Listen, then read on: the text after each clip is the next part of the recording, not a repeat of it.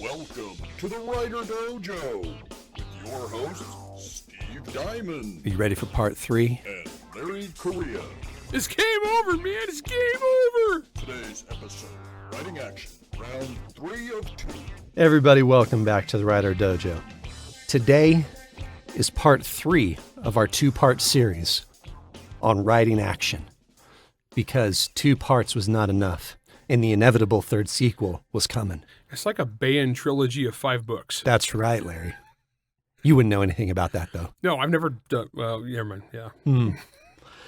Okay, so in our previous episodes, we've been talking a lot about different facets of action, but where we left off in our previous episode, and what I want to start off with right now, Larry, is the idea of mixing it up, okay, when it comes to your action sequences in terms of style, tone, volume, I don't know, whatever. Like, so lead us off, Larry. What do you mean when you talk about mixing it up? So when I was writing, I think it was Dead Six. Yeah, I'm pretty sure it was Dead Six. It was pretty early in my career, and I was writing this with Mike Coopery, and we were kind of looking at the way the book was structured, where we had some events happened, we had some setup, then there was an action scene, there was a gunfight, then some more stuff happened, and there was a gunfight, and then some more stuff happened, and there was a gunfight, and then some more stuff happened, and then for the finale, There was a gunfight? there was a gunfight. Oh, crazy. Yeah, I know. And so what happened, so in the original process of us doing this, we looked at that and he's like, okay, this is cool. And Mike and I can both write a pretty good gunfight. But, as one of those things, there wasn't enough variety. And we could make, 5 awesome gunfight scenes in this, that's actually a very long book. What we started looking at is, I was like, let's mix it up. And when I say mix it up, let me give you an example.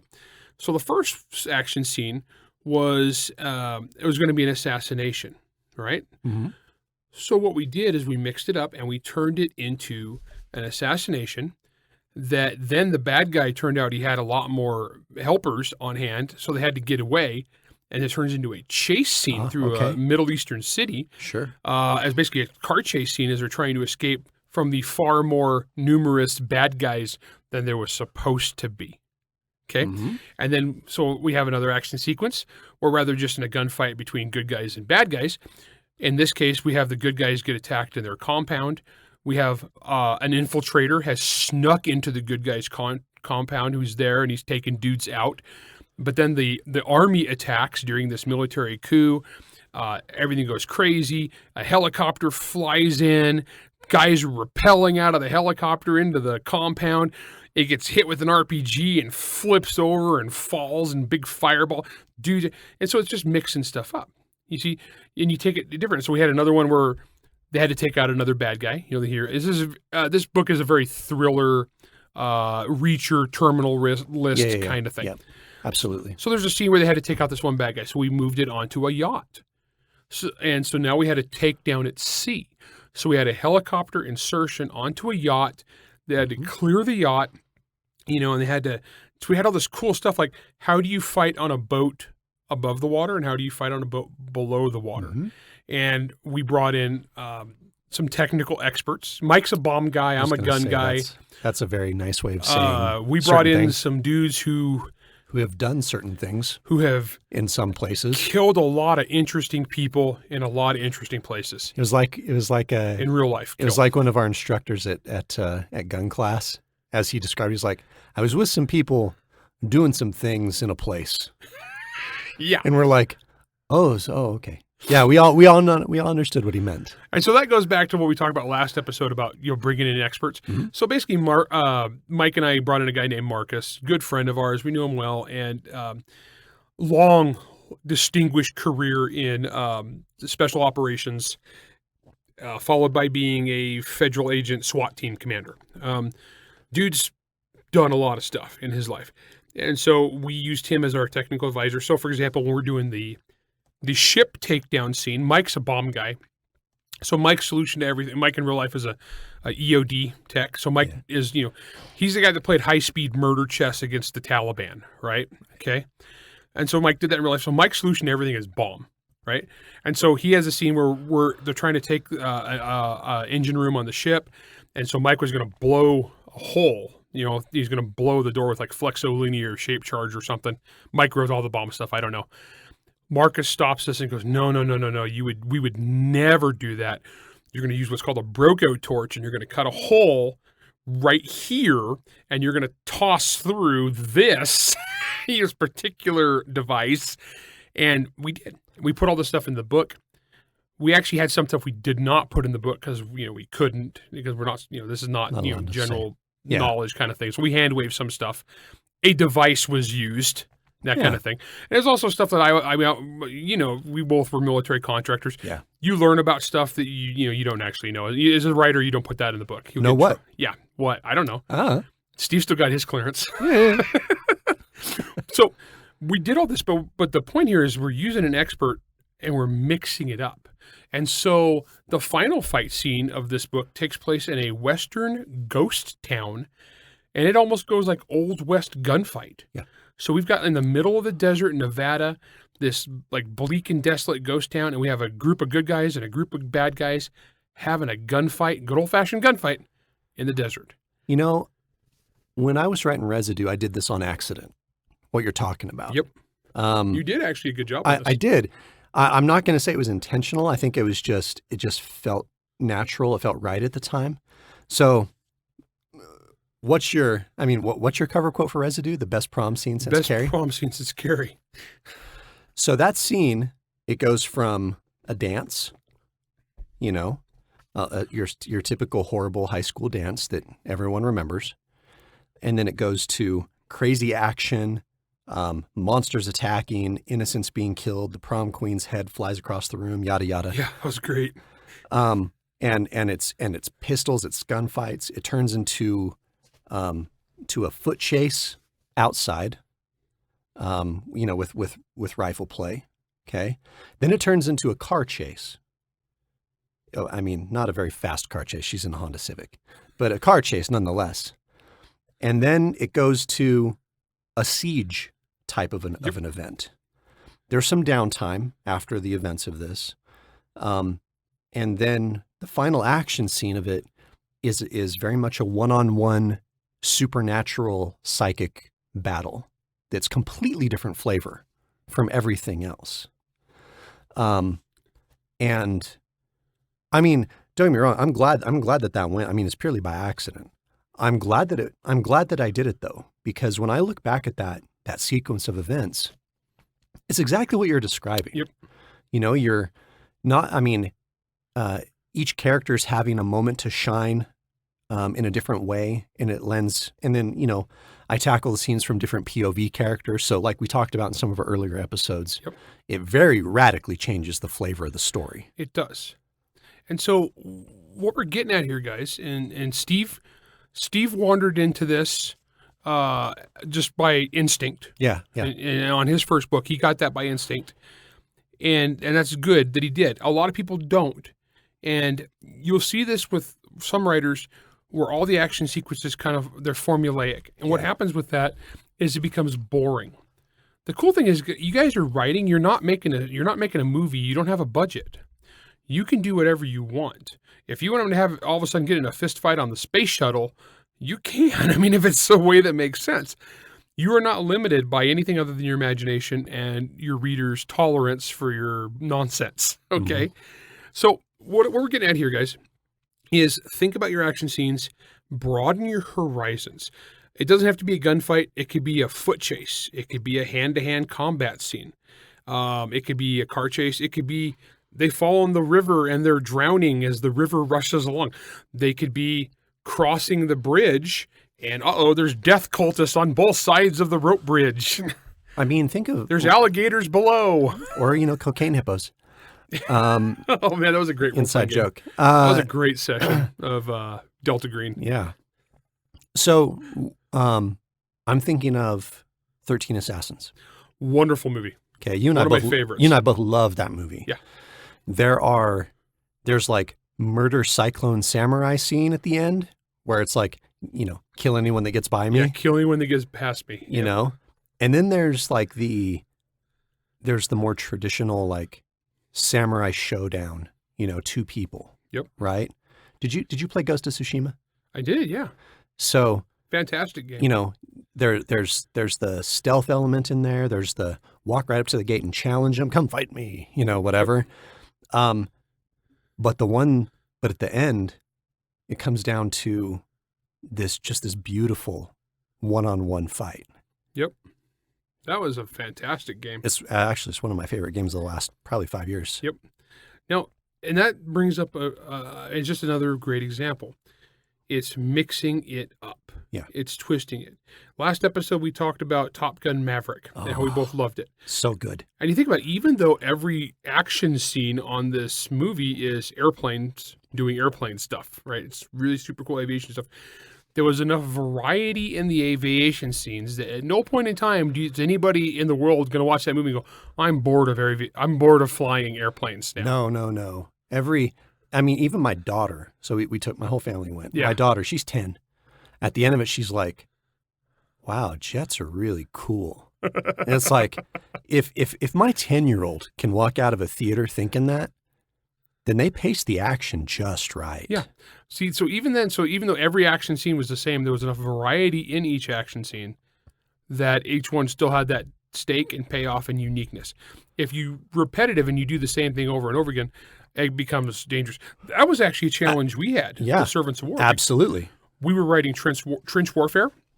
If you think about trench warfare, that is like the all-time champion of doing the same horrible thing. It's a churn. Over and over again. Yeah, it's a churn. That's exactly what it is. And so how did we overcome that, Steve? We introduced different external elements within it. Yep.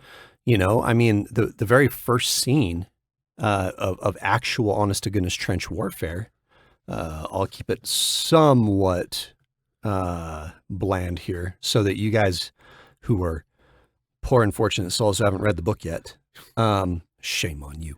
Yeah, what the heck? Come on, guys. So it's that initial scene is introducing the main character and therefore the readers to their first experience to the chaoticness of trench warfare. Okay. Next scene. It's raining.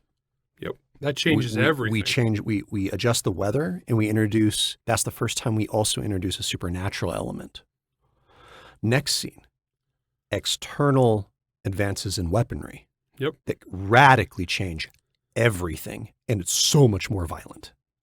But it's violent in a very different way. Like, that's truly where horror is the name of the game in that book. Like, those scenes are straight up horror. Yep. And then we take the same elements, all the same people, literally the same characters. And we're like, yeah, sorry, all that cool stuff you learned in the trenches, you're in hell now. Have fun. Yeah, go march across hell. And then they assault a prison. And there's so many different ways. Look, again, trench warfare is a churn. That's like the trope of it. But for us, man, imagine if we'd have just done every scene the same. It would have got boring. Well, okay. So Brandon Sanderson's first Stormlight Archive book. Okay. The whole middle chunk, like the middle 80% of the book, is the bridge cruise, right? Doing this thing. Now, when I read that book originally, it was like 80,000 words longer. Ooh. Back in ye olden draft days.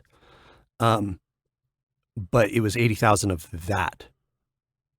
And my comment to Brandon at the time, and I certainly wasn't the only person making this comment, which is why he cut about 70 or 80,000 out of the middle of the book. I like that he cuts what's basically a whole novel. I know he cut my YA novel out of it. But he cut a lot of the stuff because it was so repetitive. They were doing the same thing. These action scenes weren't actually doing anything for character or plot or anything, but mainly, dude, they were getting boring. Yeah. And in a war novel, it's very tempting to put people through the exact same things because you've written that scene, you're used to that scene, you can do it again. Yep. But dude, that's boring. Yeah, you gotta change something. Yeah, you gotta mix that up. Or even if you can't change the scenario, change the character. It could even be the same character, but have that character be now different. And that he's now more experienced, he's now more jaded, he's more whatever. You've got to change something to keep that fresh and keep that focus. I mean, or even just change the POV. Like, during one of the big scenes in Servants of War, where the horrible horror scene, trench warfare scene, that scene is told from 3 different point of view characters. Yep. Actually, yeah, and that, and when it shifts, it's radically different. well, because we have one guy who's up right in the midst. He's in the thick of it. He's in the thick of it. We have another person who's a sniper, so she's got a little more of a view of the action, but still in danger. And then we have a third guy who's like back behind the line, watching everything through binoculars from a command post. Yep. So you can tell a lot bigger story from his perspective, but he's not got the visceral thing. But then we go a little bit long in one section, then we kick over back to the guy who's in the mud and blood and guts and poison gas. Yep. It's interesting.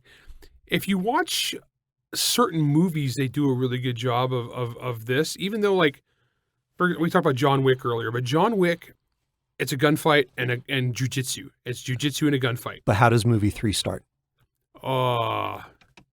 Running through the street. Oh no, he steals a horse. He steals a horse. He steals a horse. Well, actually, I think does he do the horse he first? Builds a gun out of spare parts. He murders someone with a book. Yeah, he murders it. I don't even remember. It was like so much killing quickly. In the beginning, there's not a gunshot really for the first, let's call it 20 minutes. Yeah. Because it's mainly stabby. So you can think about it. So even though John Wick is like such a straightforward formula, they changed the environment, they changed the weapons, they changed the bad guys. And at the end, they changed the tone of the action scene. I mean, you and I both love The Raid. Oh, I love The Raid. Okay. And Murder McMurderface from The Raid is one of the bad guys at the end of John Wick 3, right? The two little Indonesian guys. Yeah, the little Indonesian dudes. Such a great scene. And then I can never remember that actor's name who plays kind of the Mark Dacascos. Thank you, Mark Dacascos. I love Mark Dacascos. And it's a full-on action scene and stuff. And there is a lot of, especially at the end, there's that bit of samurai drama in it because they tried to pull that in. He has such a sense of humor. But it's the comedy within it. Yeah, because he's a fanboy. It's paced and hits so well for me. But again, it's a tonal thing. I mean, they're not doing anything that much more different in terms of action-y stuff. Like John Wick's punching dudes, he's getting punched. He kills dudes, he almost gets killed. Whatever. But the tone of it completely changes the context of that scene. See, so John Wick 1, because it was like a cool thing, we haven't seen an action movie like John Wick for so long. The action in John Wick 1 was more samey, but the whole thing was original. So then you get in the second one, now they got to mix it up a little bit more. Second one I thought was weaker. It's probably the weakest of the 3. But then the third one, they came back, and at this point, John Wick is a formula, he's a thing. And there's knife fights, and there's horse fights, and there's dog fights. Well, like the scene where they're both like they're throwing knives back, and like the knife throwing back and forth scene is amazing. It's such a good scene. And which is why, I mean, John Wick 3 is extremely good. I love it. We went back and watched it in the theater again. You and I did. Yeah, we had a special screening during COVID where we got a big theater just to watch John Wick with what was it, like 10 people?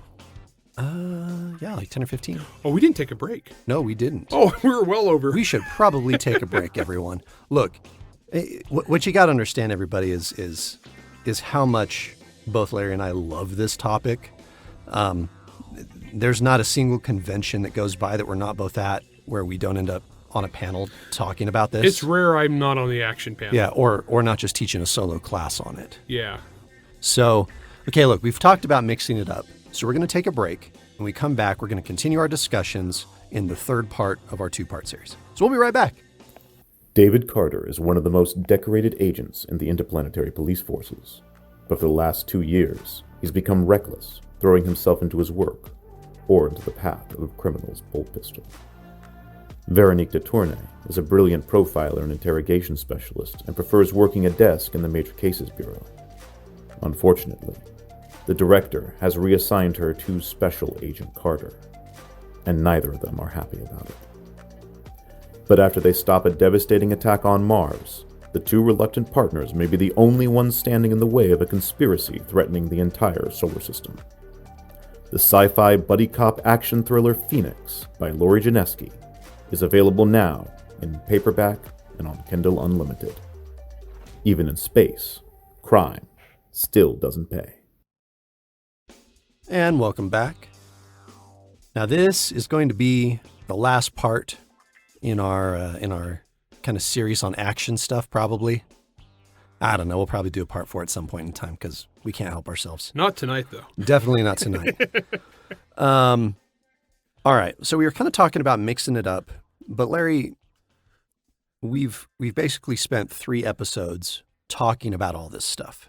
So what I want to do now is let's talk about references for people, for our listeners, where they can go watch a show or read a book, and they can pull these things and say, oh, I'm reading this book, I'm watching this movie, and that I can see what Steve and Larry were talking about. Yeah. In that.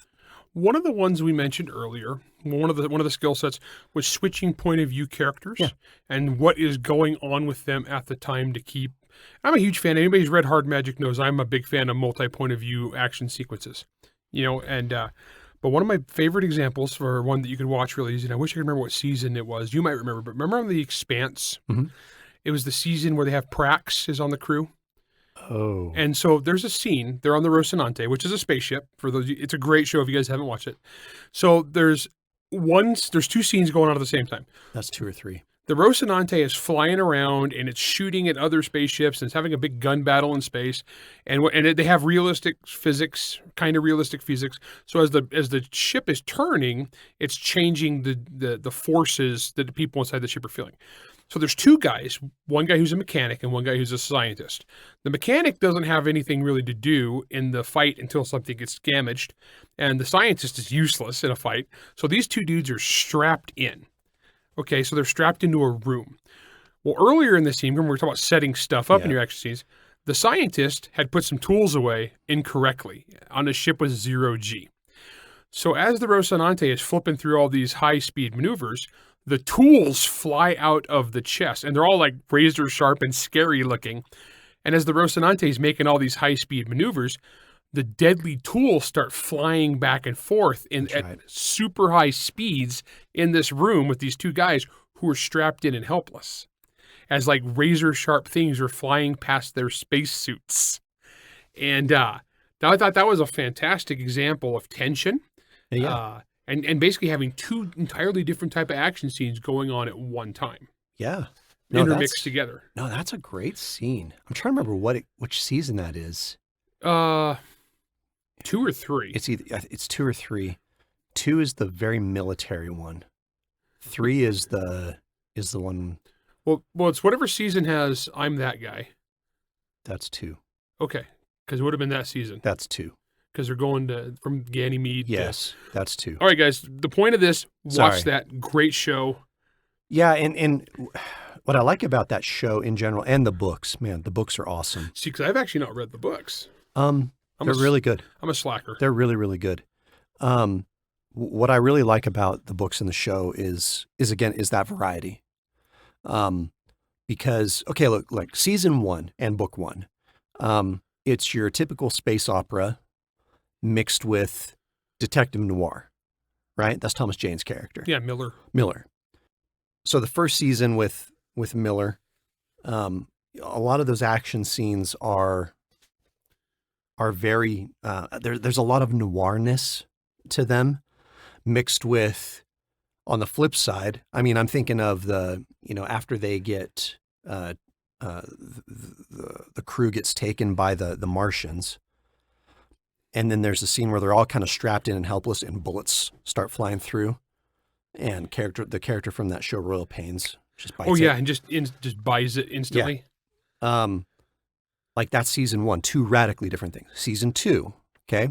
A lot of the same, space opera stuff, and I'm That Guy.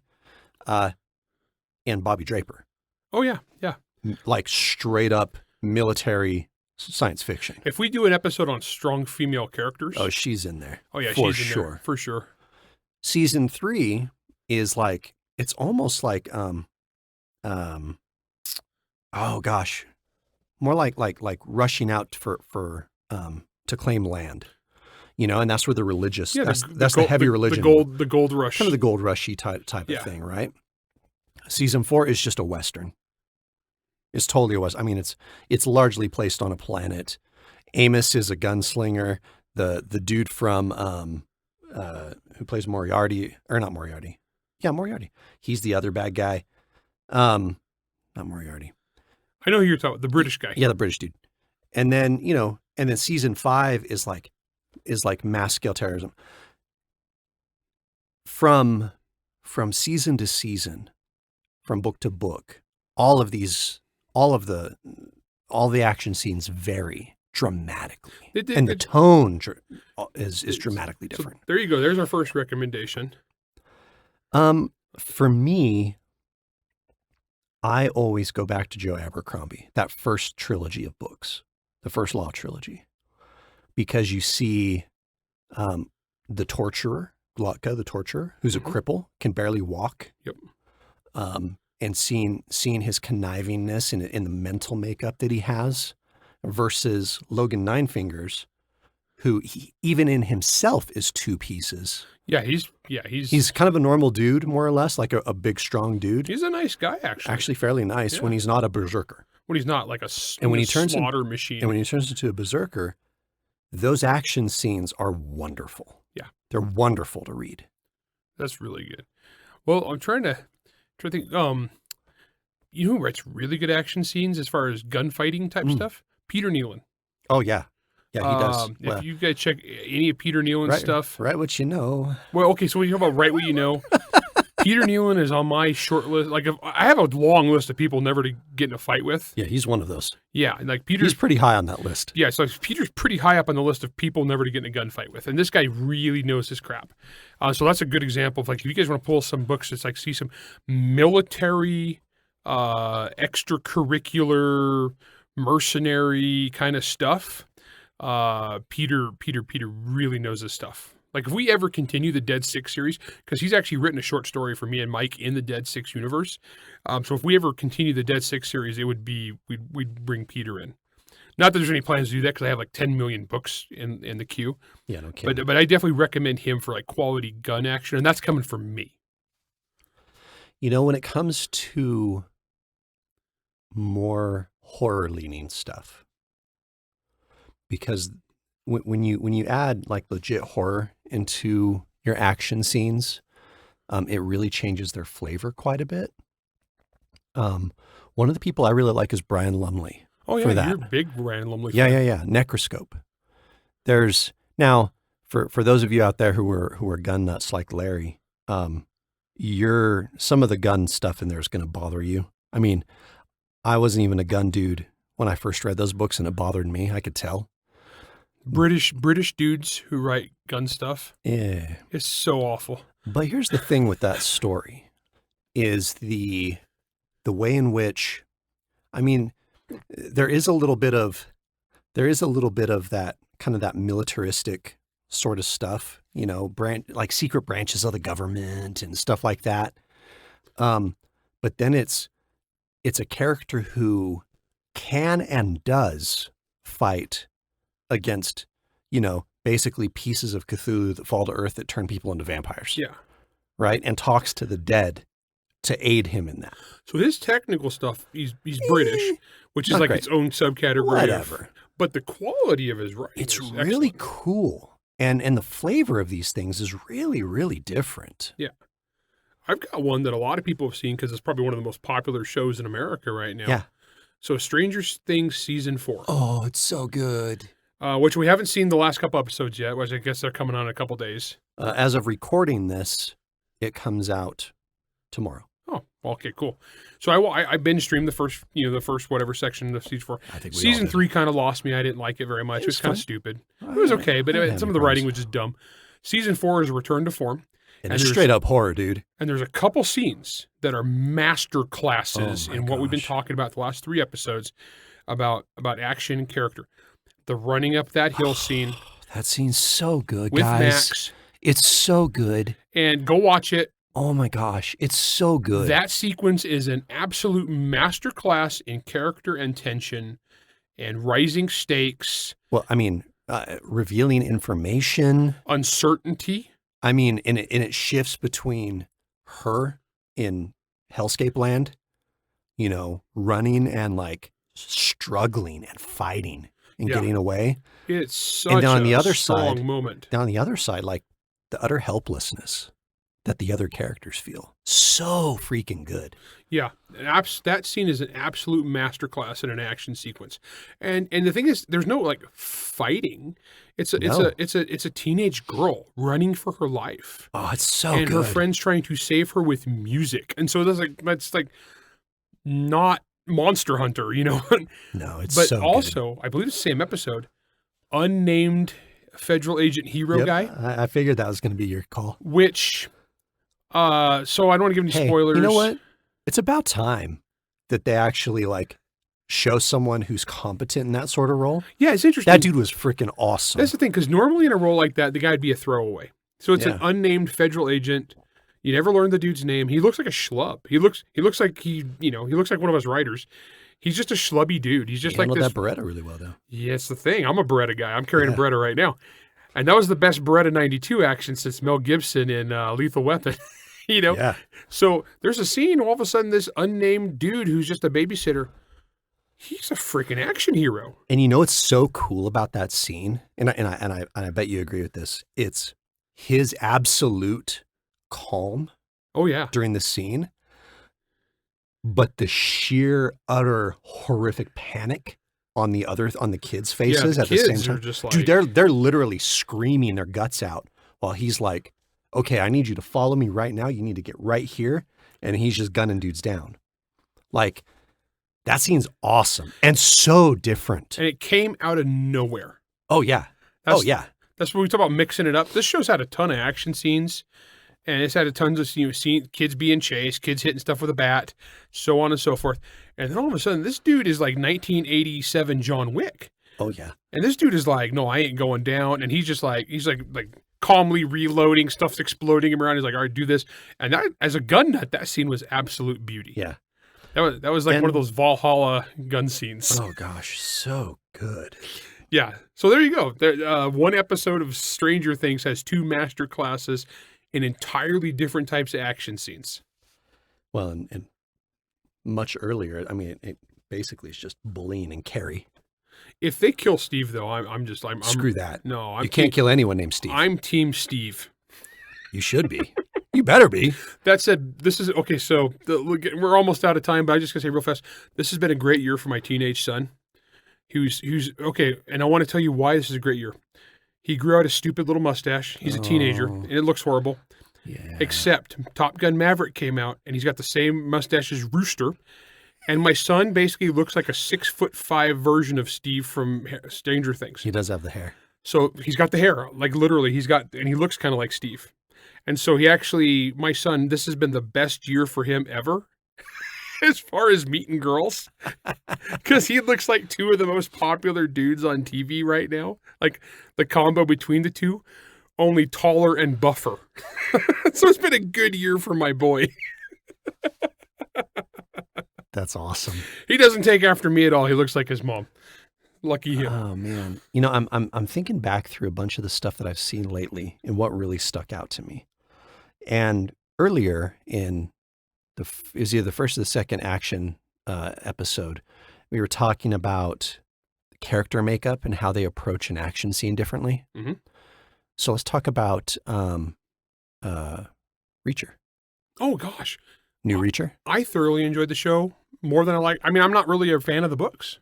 Me neither. I think they're okay. They're fine. They're fine. That's another one of those we talk about, like British people with guns.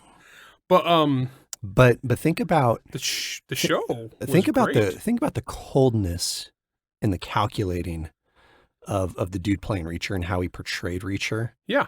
The scene I'm specifically thinking of is when he just goes up behind the two drug dudes Yeah. and just calmly just pops them. Yeah. There's no chivalry like we're gonna he's wrestle first. Hey, he doesn't like call their attention, so they spin around. No, he just shoots them, Yeah, I'm not gonna give you a chance.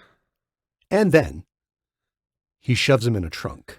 And they don't fit. And they do not fit. And then later on, they open the trunk and the chick is there and she's like, what the crap? Yeah, Roscoe. She's like, what?